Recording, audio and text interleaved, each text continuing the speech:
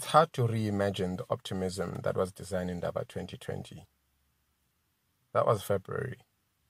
This is lockdown. Just over a month ago, the Think Tank Do Tank Super Conference had flown super creatives who are changing the world to rub shoulders with our local press. Today, everyone is talking about the death of the conference industry, and I'm wondering how Design Indaba will survive. The DI was opened by a tone-deaf spokesperson for Brand South Africa, that government agency tasked with improving this Mzanzi's reputation, based on the delusion that marketing fixes countries.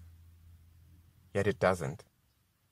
Participating government that has a compelling vision of the future, meshed with the excellent ethics that propel transparency, accountability, and efficacy does. As does global contribution, great diplomacy, and the protection of all the planet's stakeholders. Let's put this simply. I am dumbstruck by the naivety of governments who think that the people are going to change their minds about a country they are totally indifferent to just because of some crap advertisement. Simon Arnold, founder of Good Country, made clear over a decade ago. But that sheltered employment project is convinced of its fiction. Take a look at the tale that Brand SA spins about its formation. Brand South Africa was established in August 2002 to help create a positive and compelling brand image for South Africa. At that time, the world was unsure about what to think about South Africa, with many different messages being sent out by various sources. This did very little to build the country's brand, and it was evident that to attract tourism and investment, there was a need to coordinate marketing initiatives to make them more effective.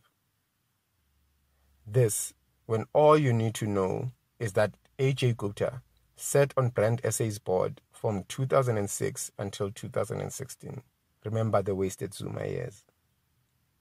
Let's get back to the Design Indaba and the Brand SA mouthpiece who tells the audience how desperate our situation is, as if we already didn't know. The address is tone deaf. The speaker persists on instructing the incredulous, shuffling crowd that saving Mzanzi is a citizenry job. But no one is listening. Everyone is waiting for the unicorn to appear. All anyone wants is Madjozi.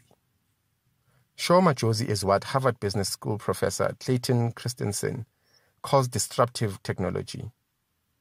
Transformation is, after all, not born of big ion and hybrid clouds. Humans are the real agents of digital transformation.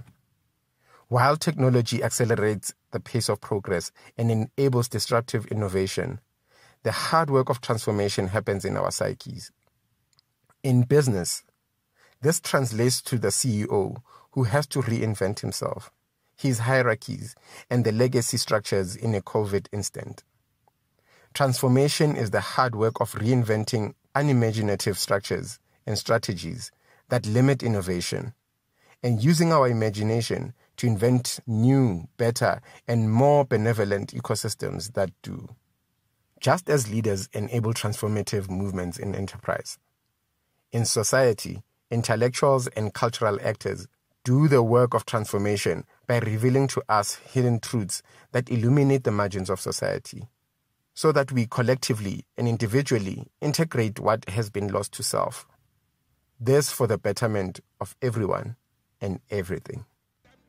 One only needs to look at Fela Kuti, who called his music a weapon, to realize how impactful artists are as agents of change. As Kuti said to Hank Badowitz in an interview for the Letters book, Noise of the World, Non-Western Artists in Their Own Words.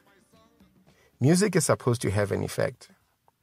If you're playing music and people don't feel something, you're not doing shit. That's what African music is about. When you hear something, you must move. I want to move people to dance, but also to think. Music wants to dictate a better life against a bad life.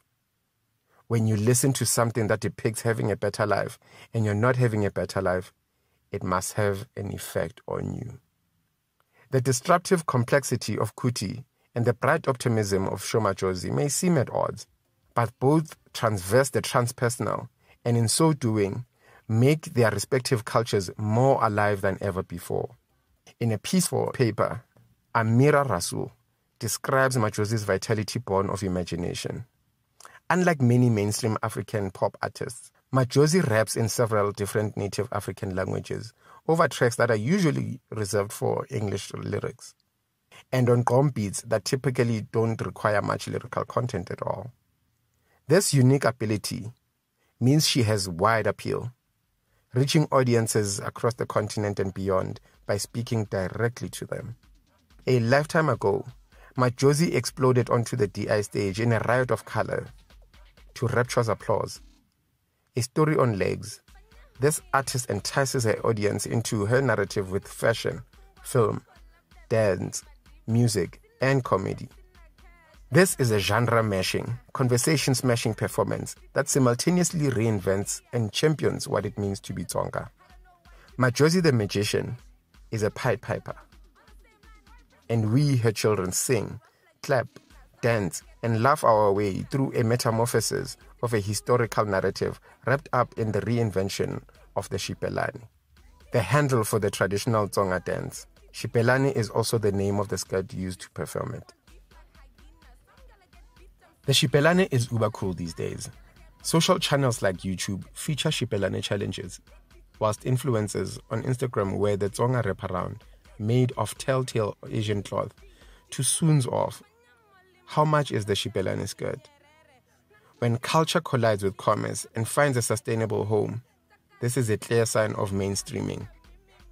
But in the case of the Xipelane, this particular Tsonga icon had to be wrestled out of a museum of shame. It's not an African idea to cover up the body, but the Xipelane says, I have the right to dress colorfully and lightly without losing my tradition. In the grim dark that was apartheid, so much of the identity and culture was murdered or dispossessed. It was unsurprising to learn of the cruel story of how traditional Tsonga skirts fell out of fashion. The book, Embroiled, Swiss Churches, South Africa and Apartheid, explores how Christian colonists, like the Swiss mission, arrived, became the land barons, and started re-engineering the beliefs, cultures, and experiences of the Batsonga. Vet's historical papers lays bare the chilling intent of these initiatives, with a note from apartheid bureaucrat D.F. Malan that talks about the Swiss mission civilizing the heathen. At the Design Indaba, ShoMadjozi premiered the trailer of a forthcoming documentary she's making called The History of the Xipelane, that reveals this fascism through stories and interactions that include snatches like men were even forbidden of touching it or seeing it.